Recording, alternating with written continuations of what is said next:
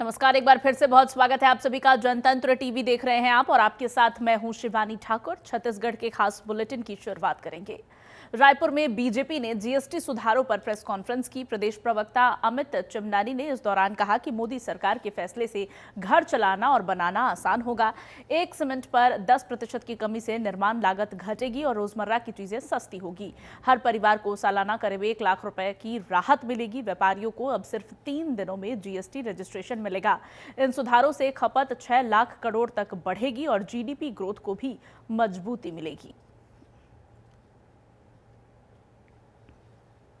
GST के reforms की वजह से अब भारत में घर बनाना और घर चलाना दोनों ही सस्ता हो गया है। एक आम आदमी जो बेसिक नीड्स अपनी पूरी करता है, किसी विलासिता से नहीं रहता है, उस परिवार का अगर औसत खर्चा हम एज्यूम करें कि 3.5 लाख रुपया होता है, तो उस परिवार को भी प्रति वर्ष लगभग 40 से 45 हजार रुपए की बचत रोजमर्रा की चीजों के इस्तेमाल में, वाहन की खरीदी में, स्वास्थ्य और शिक्षा और कृषि के क्षेत्र में खर्चा करने में जो बेसिक खर्चे होते हैं उसमें होगी।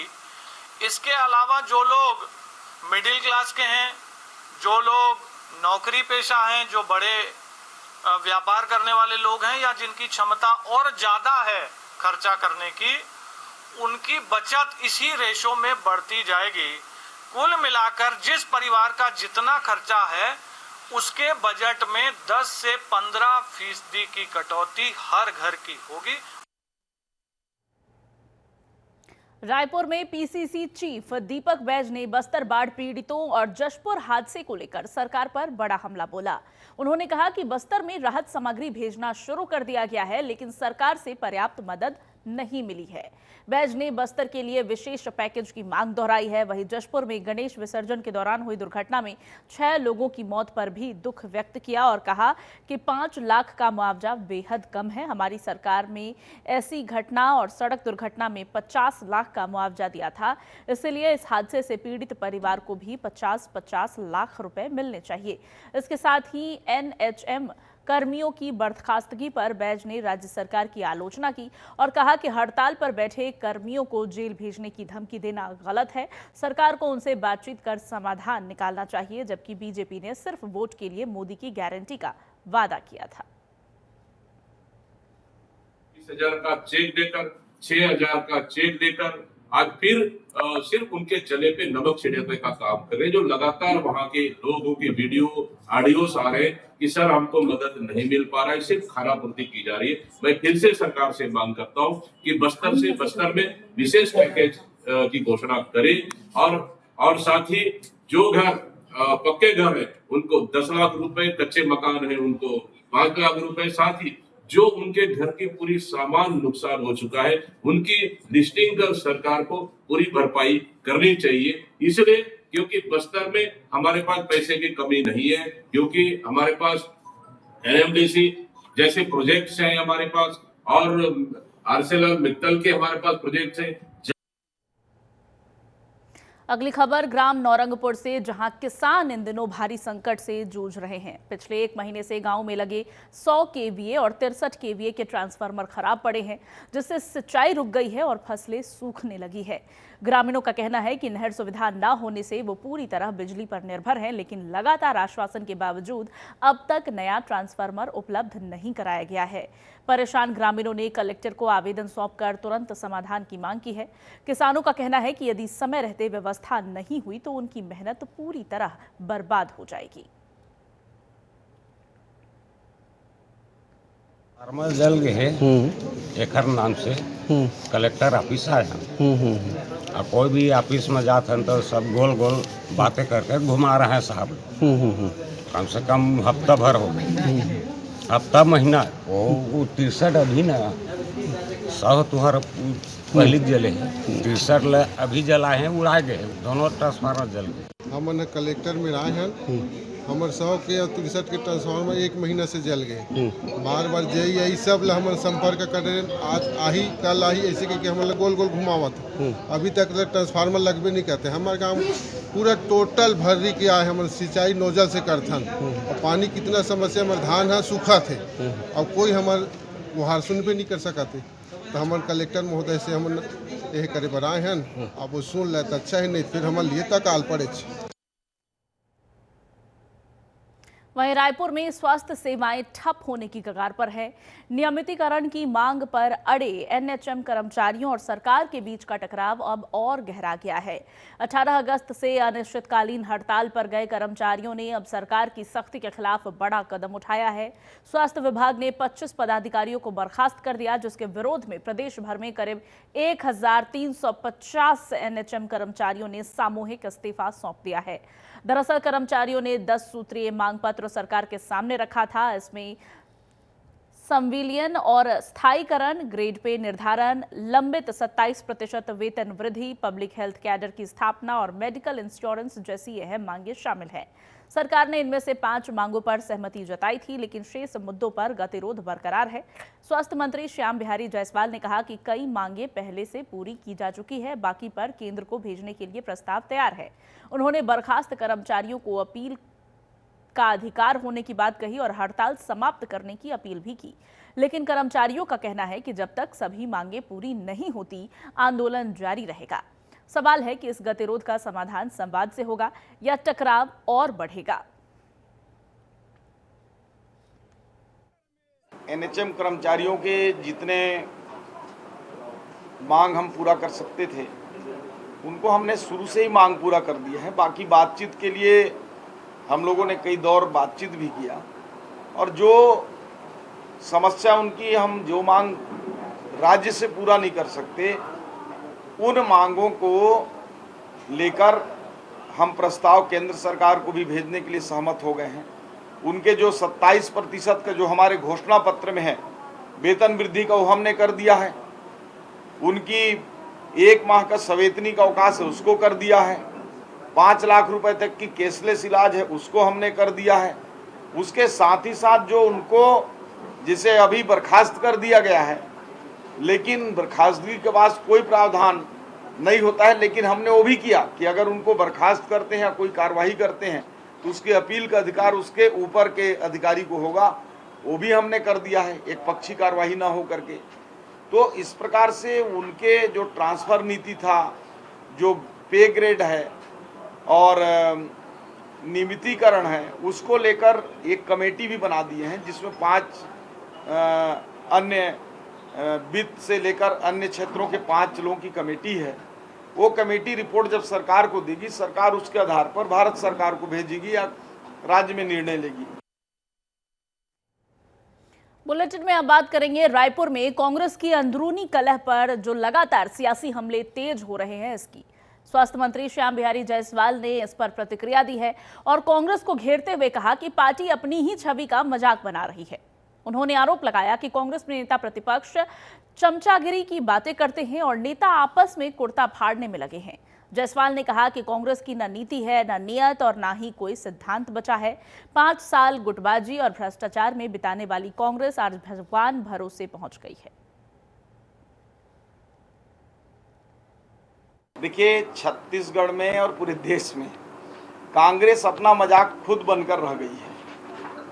कल मैं देख रहा था सोशल मीडिया में एक ट्रोल हो रहा था नेता प्रतिपक्ष जी का, कि वो चमचों वाला बयान, कि चमचे किसी को मुख्यमंत्री बना दे रहे हैं, किसी को प्रदेश अध्यक्ष बना दे रहे हैं। दूसरी ओर धनेन्द्र साहू जी का बाइट जो है, उसको लेकर उनके प्रदेश अध्यक्ष उसका विरोध करते हैं।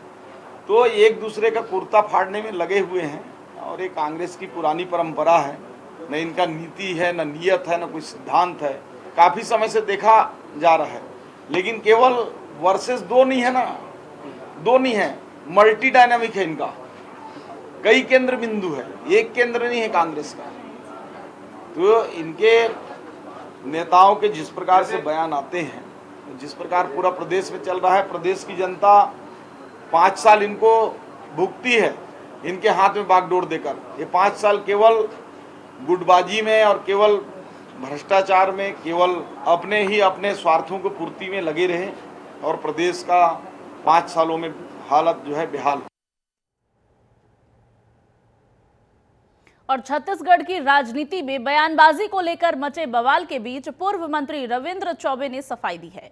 रायपुर में पीसीसी चीफ दीपक बैज से मुलाकात के बाद चौबे ने कहा कि उनके बयान को गलत तरीके से पेश किया गया। उन्होंने साफ किया कि कांग्रेस में सामूहिक नेतृत्व पर ही चुनाव लड़ा जाएगा। वहीं दीपक बैज ने कहा कि घर की बातें बाहर बढ़ा चढ़ाकर पेश की जा रही है। दोनों नेताओं ने मिलकर संदेश दिया कि पार्टी पूरी तरह से मजबूती से एकजुट है और कांग्रेस कार्यकर्ता भ्रम में ना पड़े। दरअसल पिछले दिनों कांग्रेस नेता रविंद्र चौबे ने एक बयान देकर छत्तीसगढ़ की सियासत में हलचल मचा दी थी। चौबे ने कहा था कि छत्तीसगढ़ में कांग्रेस की सरकार बनाने के लिए पूर्व सीएम भूपेश बघेल के नेतृत्व की आवश्यकता है।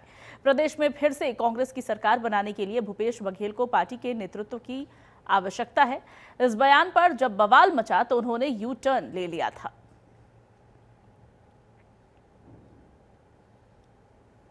पहले दिन ही कुछ चैनल के मित्रों से मैंने अपनी बात कही थी। दीपक बैज जी हमारे अध्यक्ष हैं, मजबूती से भारतीय जनता पार्टी के डबल इंजन की सरकार से लड़ रहे हैं। हमारा पूरा स्नेह उनके साथ है, हमारा पूरा समर्थन उनके साथ है, हमारा पूरा सहयोग उनके साथ है। उसके बाद भी कुछ चैनल में और जहां मेरी बातें नहीं पहुंच पाई, फिर से कहना चाहता हूं, आदरणीय अध्यक्ष जी के नेतृत्व में प्रदेश में हम मजबूती के साथ लड़ाई लड़ रहे हैं। कोई बीच में ऐसी बातें जो हुई है ऐसी कोई बात नहीं है। और माननीय भूपेश बघेल जी के जन्मदिन में कही हुई मेरी बात को भ्रमपूर्वक जो बातें सामने आई, अब मंच से जो बातें किसी के आशीर्वाद देने, शुभकामना देने में जो बात कही गई थी। छत्तीसगढ़ के सक्ती जिले में बारिश ने लोगों की मुश्किलें बढ़ा दी है।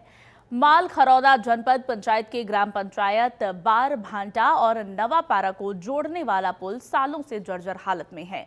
लगातार बारिश के चलते पुल पर पानी आ गया है, जिससे लोगों को आवाजाही में भारी दिक्कतों का सामना करना पड़ रहा है।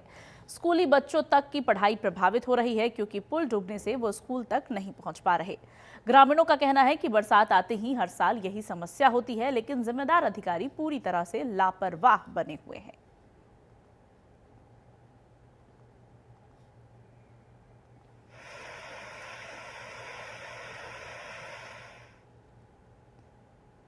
छत्तीसगढ़ के कोरिया जिले के खड़गवां विकासखंड के तेंदू बहरा प्राथमिक शाला में बच्चों का भविष्य अंधेरे में पढ़ाई कर और खुले में शौच करके लिखा जा रहा है। स्कूल में ना तो बिजली की सुविधा है और ना ही शौचालय की व्यवस्था। बच्चों को गर्मी और अंधेरे में पढ़ाई करनी पड़ती है। न पंखा है, न रोशनी और ना ही कंप्यूटर जैसी डिजिटल शिक्षा की सुविधा। खासकर बच्चियों के लिए शौचालय का ना होना बड़ी समस्या है, जिन्हें मजबूरन खुले में जाना पड़ता है। ये न केवल असुविधा है, बल्कि स्वास्थ्य के लिए भी खतरा है। सवाल उठता है कि जब देश डिजिटल इंडिया और स्वच्छ भारत अभियान की ओर बढ़ रहा है, तब तेंदू बहरा स्कूल जैसे सरकारी संस्थान क्यों उपेक्षा का शिकार हैं? क्या यहाँ पढ़ने वाले बच्चों को मूलभूत सुविधाएं पाने का अधिकार नहीं है? प्रशासन कब तक इन समस्याओं पर मौन रहेगा? स्थानीय लोगों और बच्चों ने सरकार से तुरंत समाधान की मांग की है। सुनीता बेटा, कौन सी क्लास में पढ़ते हो आप? चौथी। आपके स्कूल में शौचालय नहीं है, तो शौचालय लगता है तो कहाँ जाते हो आप लोग? खेत पर। खेत पर जाते हो?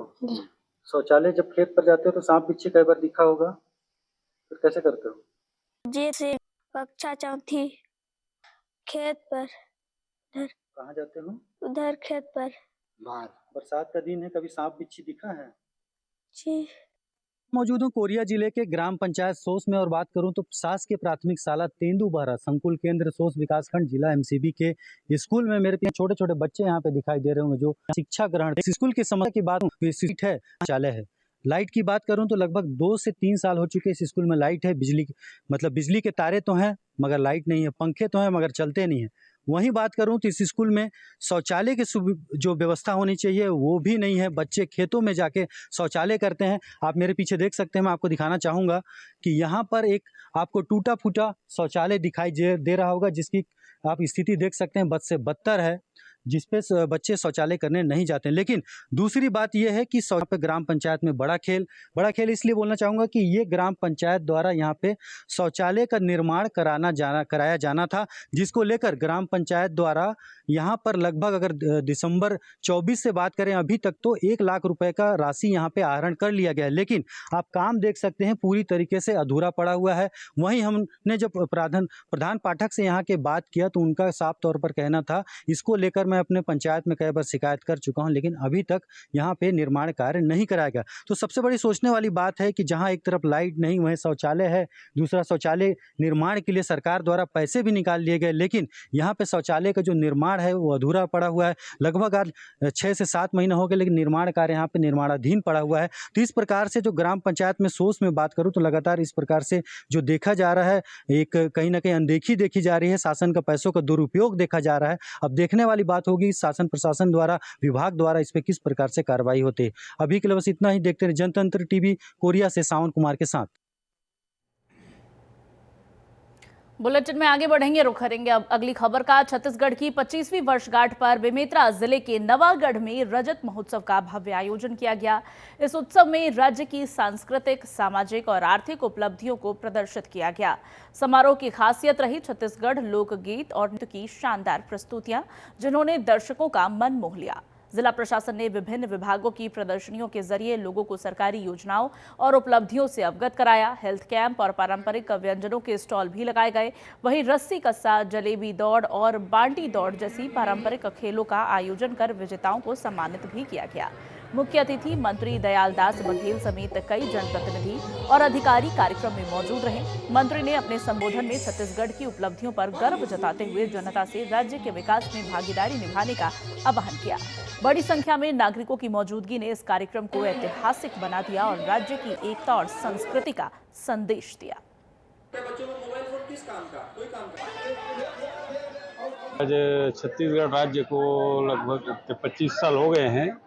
उसके उपलक्ष्य में रजत जयंती का कार्यक्रम आज नवागढ़ में किया गया है, जिसमें पूरा आसपास की पूरा बहनें यहाँ पे आई और कई प्रकार का यहाँ खेल था, रस्सा कस्सी, जलेबी दौड़, मटका फोड़। तो उसमें सब लोग बढ़ चढ़ के हिस्सा लिए और बहुत आनंद लिए और बहुत भी बढ़िया कार्यक्रम रहा।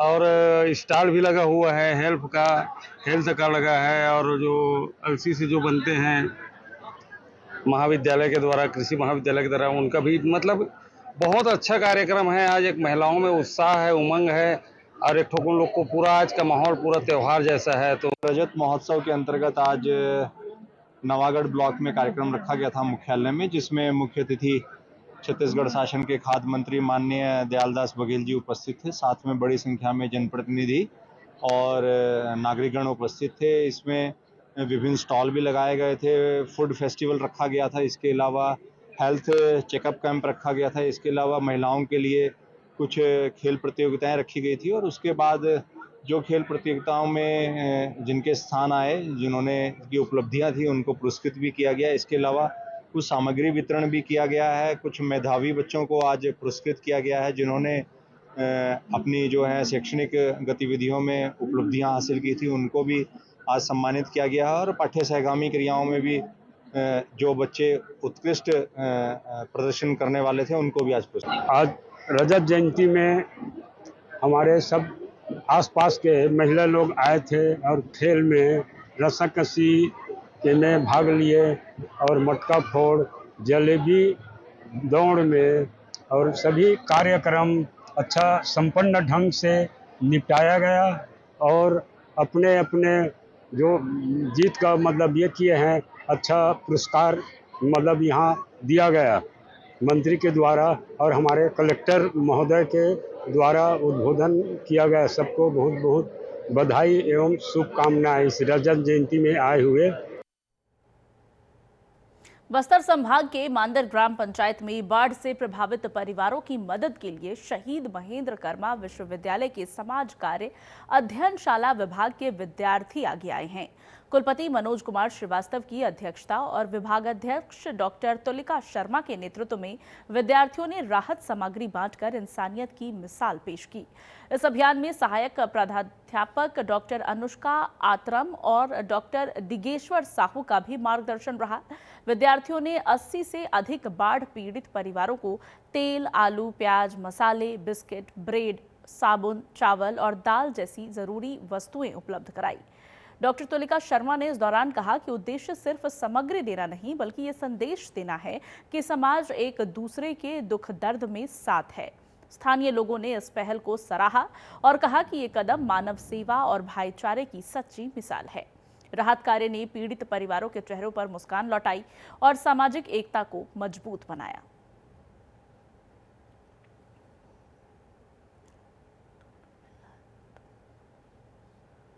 डॉक्टर तुलिका शर्मा, समाजकार अध्ययनशाला के विभाग अध्यक्ष हूँ, शहीद महेंद्र कर्मा विश्वविद्यालय से। यहाँ लौंडीगुड़ा ब्लॉक में मांदर गांव में बाढ़ की वजह से बहुत सारी हानि हुई थी, लोगों को समस्याएं आ रही थी।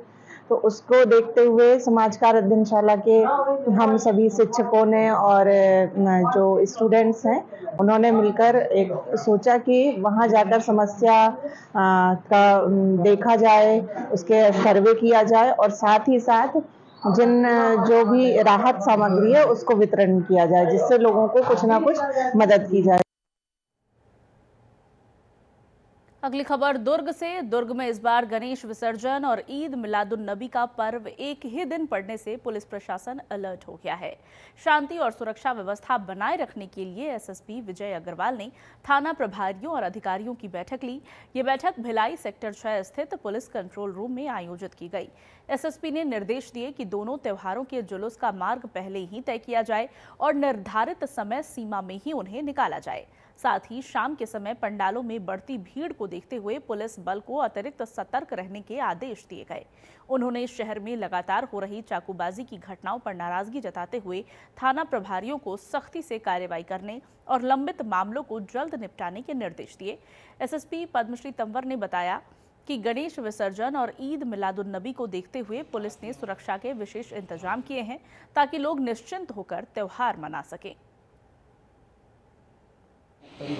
जो आगामी गणेश विसर्जन का त्यौहार है एवं ईद मिलादुन नबी को दृष्टिगत रखते हुए एवं आने वाले त्योहारों को दृष्टिगत रखते हुए जिला प्रशासन एवं पुलिस के द्वारा जो विभिन्न समाजों के व्यक्ति हैं, जो संभ्रांत नागरिकगण हैं, उनकी उपस्थिति में एक बैठक रखी गई है। बैठक का मुख्य उद्देश्य जो त्यौहार हैं उन्हें शांतिपूर्ण तरीके से मनाना एवं कानून और सुरक्षा व्यवस्था को बनाए रखते हुए संपूर्ण कार्यक्रम को संपन्न करने हेतु उपरोक्त बैठक को आयोजित किया गया है। साथ ही सभी जो समाज प्रमुख हैं उन्हें हिदायत दी गई है कि चूंकि माननीय उच्च न्यायालय एवं सर्वोच्च न्यायालय के द्वारा डीजे के प्रयोग पर प्रतिबंध है, इसलिए पूर्व में इसमें दिशा निर्देश भी जारी किए गए हैं। और इसी के साथ छत्तीसगढ़ के इस खास बुलेटिन में फिलहाल बस इतना ही। आप देखते रहिए जनतंत्र टीवी। नमस्कार।